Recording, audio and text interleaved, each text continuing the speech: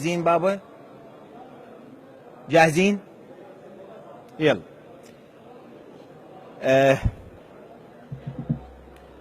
كنا ننتظر طوال السنوات الماضية تشريعات مهمة تصدر من مجلس النواب، ونحن نشتغل على هذه التشريعات المهمة.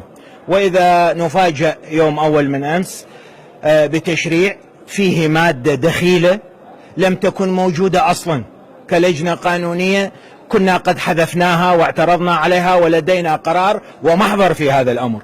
أول البارحة أدخلت هذه المادة في موضوع حظر الخمور، والمشكلة أنه اللي يتحدث بهالموضوع هذا مثلا هسه هي البعض يشرب والبعض ما يشرب، واحد مثلي أنا ما أشرب ولا عندي مصلحة في موضوع الدعوة إلى الشرب بالعراق، لكن هذا التاريخ كله ماكو خليفة ولا اكو حاكم منع الشرب بالبلد. تيجي انت الزايد على الأئمة وعلى الحكام وتريد تبين نفسك انت اشرف من عندهم؟ لا والله، انت مو اشرف من ابسط جندي كان تحت قيادتهم. الامام امير المؤمنين علي بن ابي طالب نقل العاصمة من المدينة المنورة الى الكوفة. في ذلك الوقت قبل 1400 سنة كان حول الكوفة وموجودة حتى هذه اللحظة 600 كنيسة ودير ومعبد وكنيست. وين راح تقول وين ذني موجودات؟ موجودات بالحيرة وموجودات بالنجف وموجودات ببابل وموجودات حتى في الكوفة. وأغلب السكان طبعا اللي في الكوفة مسلمين وهناك غير مسلمين.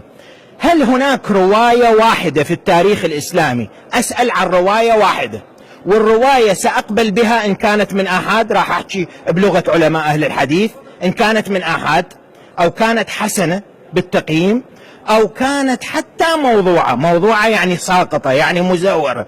جيب لي رواية تقول الإمام علي عليه السلام أراق إبريقا من الخمر أو كسر دورقا من الخمر أو اقتحم كنيسة ومنع فيها الشرب أو فعل شيئا من هذا القبيل، سأقبل. أتحدى كل علماء المسلمين في الأرض، كل أقبل بأي رواية حتى لو كذب، حتى لو يألفها الآن يقول وقد دخل الإمام علي على ويضيف مصدر ديارات الشابشتي، كذب ما موجودة أقبل بها.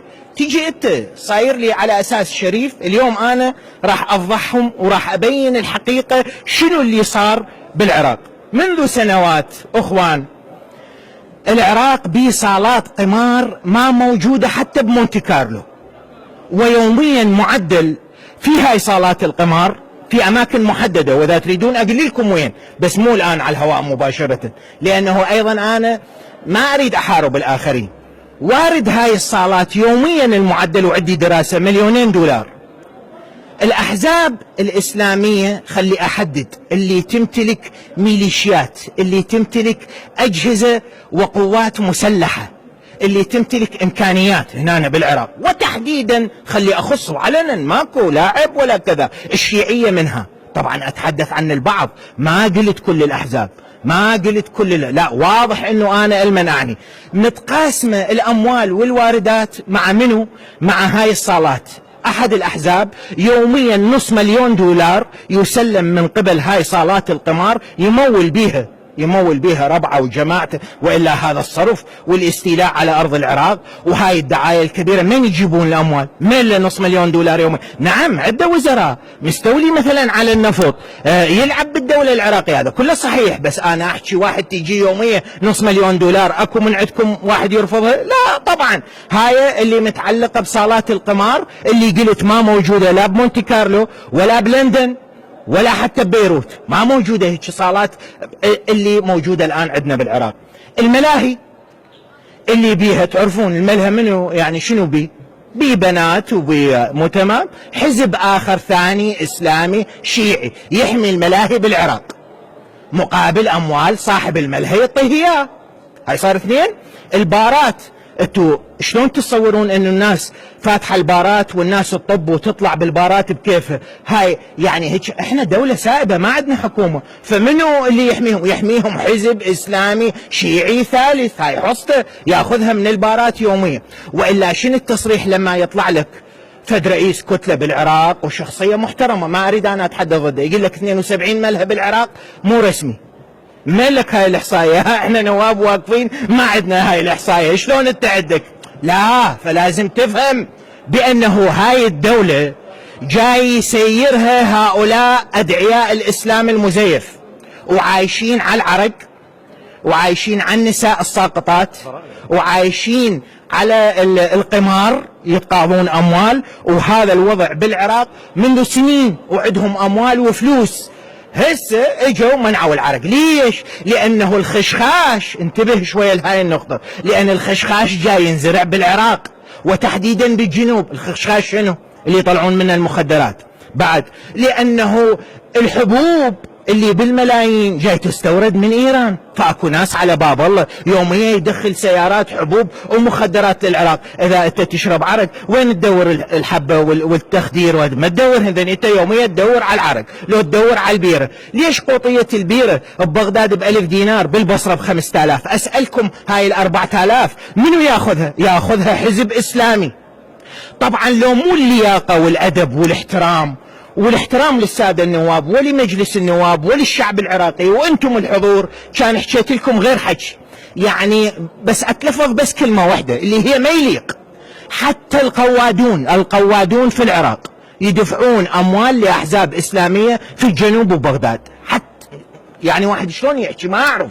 وهذا الشيء نعلم به وندري وساكتين، وتجيني انت بمجلس النواب الان بهذا الظرف العصي والصعب، واللي يقاتل وجاي يقدمون ضحايا الواقفين امامكم عندهم قوات وعندهم عساكر ويقاتلون. هذا الرجل رجع من الجبهه البارحه، صار له اشهر هناك يقاتل. هذا الرجل عنده فرقه، من يتوقع اكو عنده جوزيف صلاوه فرقه قاتل دفاعا عن العراق وضد داعش؟ اكو واحد يتوقع؟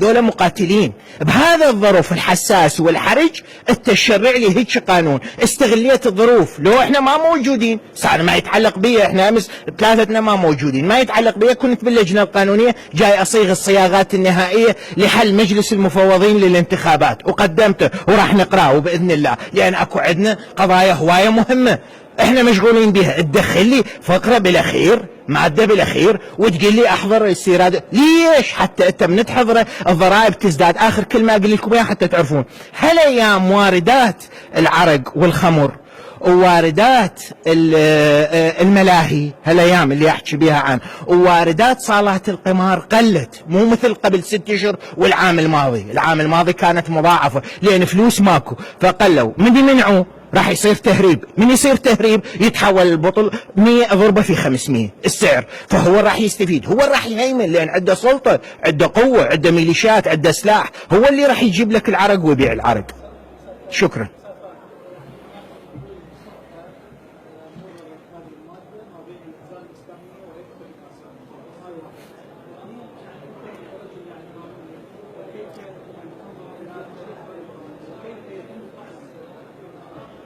يعني أنا قبل قليل، ولو المفروض السادة النواب يجاوبون على هيك أسئلة، بس لأن الموضوع صار وياي قبل قليل كنت أحكي ويا الرئيس، قال ألم تسمع اعتراضي لما أريد أن تقرأ هذه المادة 14؟ قلت له أنا ما كنت موجود بالبرلمان، فالرئيس معنا الآن ضد هذا القانون وضد هاي الفقرة بالذات. هذا قبل ما أتحدث الآن بالنيابة عن السيد رئيس مجلس النواب، هو يتحدث عن نفسه وعنده ناطق إعلامي، لكن الحديث دار بيننا وهكذا. فإذا أغلب النواب مع هذا يعني ضد الفقرة وضد هذا القانون اللي صدر. احنا ما عندنا اعتراض على قانون واردات البلدية. انتم تعرفون آخر جواب البلدية الآن بالعراق إذا هم هيك حريصين على هيك انه قانونيا قرارين لمجلس قيادة الثورة 159 264 هن اللي حكما المخالفات والغرامات اللي تفرضها البلديات بالعراق، وما عندنا قانون للبلديات. تعالوا نشتغل. حتى انا تحدثت مع السيد رئيس لجنة الخدمات، قلت له تريد اصيغ لك القانون اللي هو الغرامات والتجاوزات، ما لسه محكومين بقرارات مجلس قيادة الثورة. تعالوا نطلع هيك قانون مهم، مو نطلع قانون امنع ما ادري شنو عن العراق. عفوا استاذ، يعني